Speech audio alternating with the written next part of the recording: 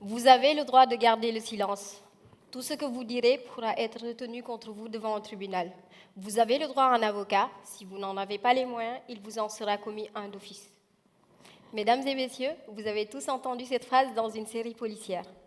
Dans ma thèse, j'étudie la personne à qui les enquêteurs s'adressent en ces termes dans ces séries, le suspect.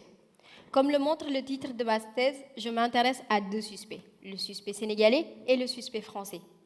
La comparaison de la situation du suspect dans les deux pays a pour intérêt scientifique d'identifier les droits de celui-ci et de déterminer les différences et les ressemblances.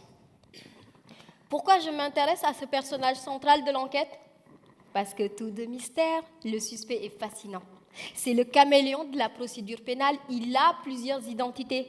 Désigné sous plusieurs appellations, il est difficile à interpeller seulement à la lumière des textes de loi. Se transformant à la suite de l'enquête, il devient mis en examen, puis accusé. Alors, pour le comprendre, comme Colombo, je mène l'enquête, j'étudie les indices. D'abord, les mesures privatives de liberté auxquelles il peut être soumis dans les deux pays, notamment la fameuse garde à vue. Vous savez, cette mesure qui consiste à rester à la disposition des enquêteurs 24 heures pour répondre à leurs questions.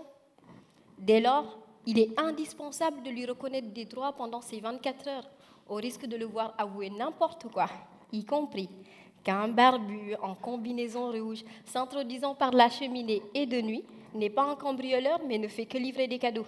Crédible. Ensuite, je vais passer à la seconde partie de ma thèse. Je vais mener une enquête de terrain. Je vais mener une centaine d'interrogatoires, mais pas que de suspects, d'enquêteurs, de magistrats, d'avocats, des personnes qui, vous l'aurez compris, n'ont pas l'habitude de passer sur le grill. Pourquoi est-ce si important ? Parce que le suspect, tout comme vous, tout comme moi, est présumé innocent. On peut tous être suspects. Il suffit de susciter l'intérêt de la police, de par ses fréquentations, par exemple. Mais peut-on vraiment juger une personne à ses fréquentations ? Judas avait de très bonnes fréquentations. Jésus, en l'occurrence. Par les temps qui courent, il est encore plus simple d'être suspect.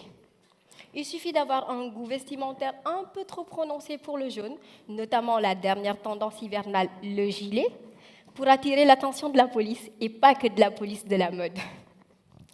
Mesdames et messieurs, le voile qui nous sépare du suspect est tellement mince que les droits qui lui sont reconnus sont aussi les nôtres. Ma thèse va permettre d'établir un standard minimum des droits du suspect, de nos droits, de ces droits sans lesquels le droit à un procès équitable ne peut être garanti.